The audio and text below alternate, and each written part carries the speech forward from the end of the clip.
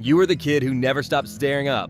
While everyone else ran around the playground, you were on your back in the grass, trying to name constellations. You knew what a nebula was before you knew long division. Your room was full of glow-in-the-dark stars and posters of astronauts frozen in mid-float. People called it a phase, but you didn't grow out of it. You grew into it. Every book you read was about planets, black holes, and zero gravity. You stopped asking why and started asking, how do I get there? You didn't want to see space. You wanted to live in it. So you got serious early. Good grades weren't enough. They had to be perfect. You didn't just run track. You trained like your VO2 max could decide your orbit. You didn't just pass your classes. You crushed them, then tutored everyone else. You were building a resume before you could drive. Because becoming an astronaut isn't about dreaming. It's about qualifying. And the list is brutal. Top of your class, expert in engineering or biology or physics, years of military or scientific service, and the mental stability of a Buddhist monk in a thunderstorm. So you did it all. You joined the right programs. You earned your degrees. You got the flight hours. You volunteered for survival courses, scuba dives, medical drills, anything that made you look more unbreakable. You stopped being a person and started becoming a checklist. You thought that was the hard part, but then you applied, and waited, and reapplied, and waited again. Most astronauts don't get accepted the first time, or the second, or the third. You've got to keep going, keep working, keep polishing yourself into something impossible, something superhuman, something worthy of a patch with your name on it. And finally, they call. You made it!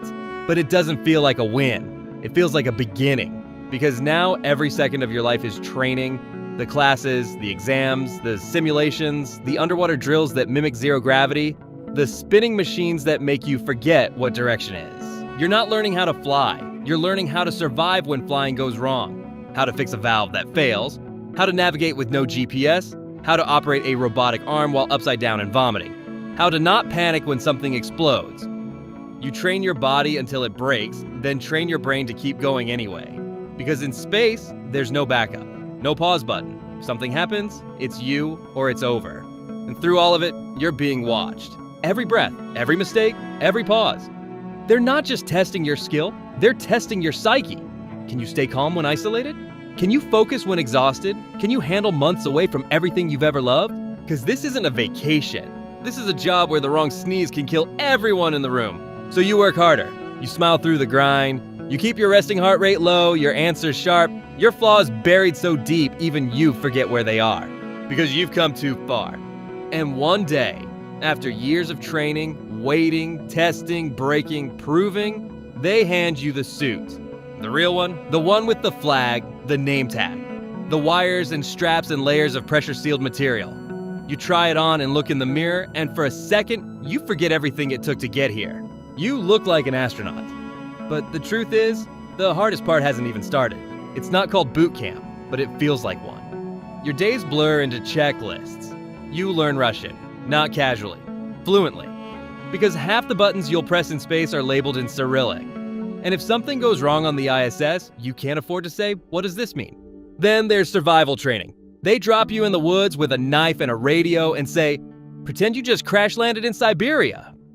You sleep in makeshift shelters. You melt snow for water. You eat things you never want to describe. And you smile through it because this is the easy part. The mental tests are harder. They isolate you in a fake capsule for days. No windows, no exits, no distractions. Just canned air, timed routines, and the same three voices crackling through a speaker. At first, it feels like a joke. Then, it gets to you. The silence. The sameness. The way time stretches until it doesn't make sense anymore. You forget what day it is. You forget if you've said something out loud or only thought it. But you can't break. Not once. Because there are cameras in every corner, and if you snap, if you lose your cool even a little, that might be it. No launch, no space. Just, thanks for applying. So you adapt. You learn to control every reaction. Breathe evenly. Blink slowly. You become a machine that pretends to be calm even when your skin itches, and your stomach flips and your brain screams for fresh air. You study every scenario. Fire in the cabin, loss of oxygen, broken comms, floating corpses. You learn how to fix, fight, and fail without panicking. Because NASA doesn't just train astronauts. They train survivors. And the physical toll? It's a whole different monster. You spin in centrifuges until your vision blurs and your neck screams. You run drills underwater for hours, muscles shaking, lips blue. You rehearse EVAs in a pool so deep it could hide a house. Suit on, tools in hand, pretending the surface is Mars and your oxygen is ticking down.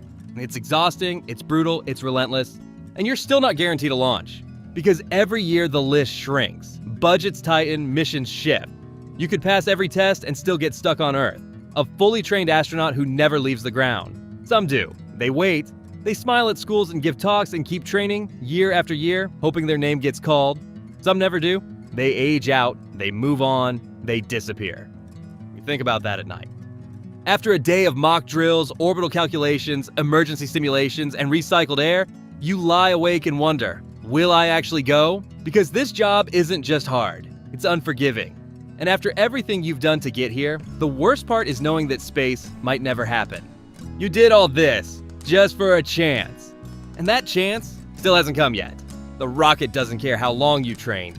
It doesn't care about your degrees or your medals or how many languages you speak.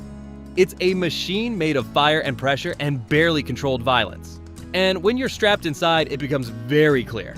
You are not in control. You sit there for hours before liftoff. Helmet on, suit sealed, heart rate high. You can hear your breath, your blood, the faint rumble of a beast underneath you. Every bolt on this thing was torqued by someone you've never met. Every calculation double-checked by a chain of engineers. But all it takes is one mistake. One. And as the countdown begins, you feel it. Not fear exactly, not panic, something colder. A quiet voice in your head that whispers, this could be it. Then it starts. The engines roar, the rocket shudders, and gravity, that old familiar thing, tries to crush you.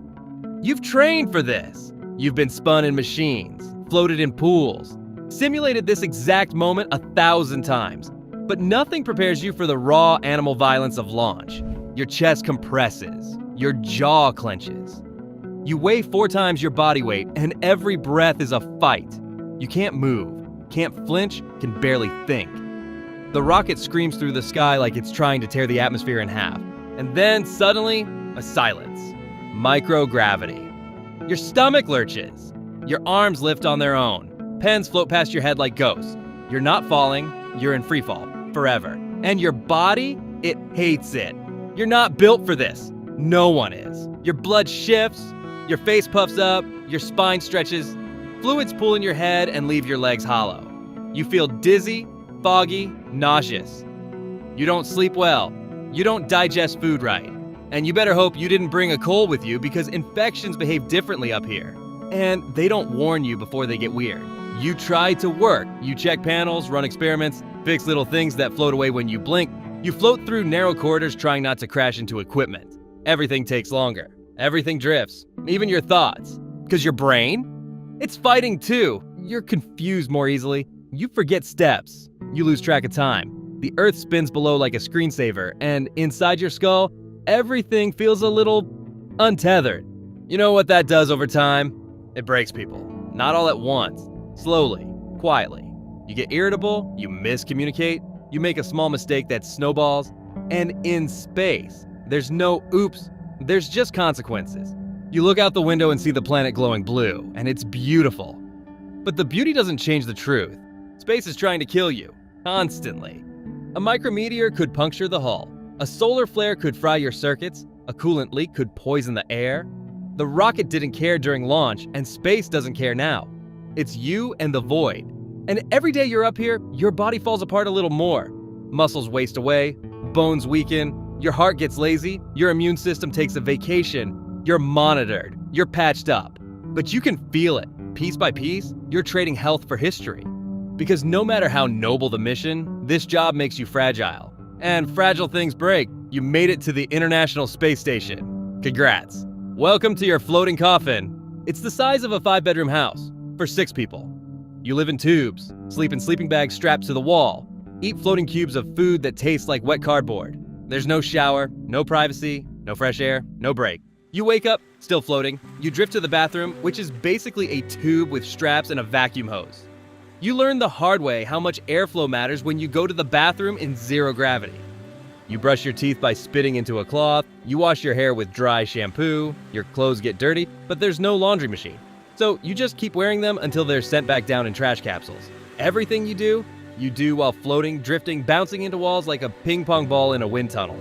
The novelty wears off fast. The days blur together. You work in 12-hour blocks, run maintenance, conduct experiments, log findings, eat the same thing again, recycle your water, even your sweat. Every sip you take has been through someone else, multiple times, and outside, nothing. Space is quiet, oppressively quiet. There's no breeze, no birds, just the occasional hum of machines keeping you alive. You start to forget what green looks like, what dirt smells like, what fresh feels like. You're in a metal shell surrounded by darkness, 6 months from anywhere that feels remotely human. The people you're with, you get close. You also get tired of each other, fast. One person chews too loud, one person always leaves a wrench floating in your path. You try to be patient, you try not to snap, but your brain is cooked from recycled air, forced routines, and sleep that never feels deep. You FaceTime your family when the connection works. You smile, you lie. I'm doing great. You don't tell them about the headaches, the insomnia, the weird dreams.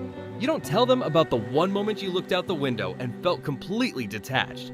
Like Earth was a movie you used to watch. The truth is, you're lonely.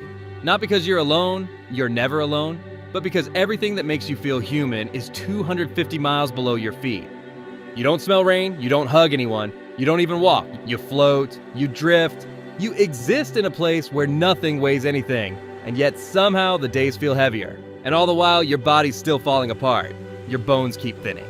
Your eyes start reshaping from fluid pressure. Your heart works differently. Your balance system begins to forget what up means. And you feel it in the way you get lightheaded faster, in the twitch in your vision, in the way you bump into things more often. Every day your body forgets what it means to be Earthling. And when it's finally time to go home, that's not the relief you'd think. You strap into a tiny capsule and plunge through fire back into a planet that now feels foreign. Your joints scream. Your blood doesn't know where to go. You try to stand and your legs say, nah, it'll take months to feel normal again, if you ever do. The floating coffin brought you home, but it didn't bring you back the same. You came back heavier, not in weight. You lost muscle, lost bone, lost pieces of yourself you're still trying to rebuild. But something inside you gained mass. Something invisible, something permanent. You stand on solid ground again, but your balance is off. The sun feels too bright, crowds too loud, gravity too demanding. Your body remembers space, and it takes weeks, months to stop floating in your sleep. People ask if it was beautiful, if it was worth it. You nod, smile. Tell them the earth looked like a marble in your hand, that the stars stretched forever, that silence has a sound when you're far enough away to hear it. You don't tell them about the nights you couldn't sleep, about how your breath caught sometimes for no reason, about how you missed the weight of a hug more than anything else. Because that's not the story they want. They want the explorer, the icon, not the body that still aches when it rains, not the mind that drifts in meetings, not the loneliness that follows you, even now, like static you can't shake.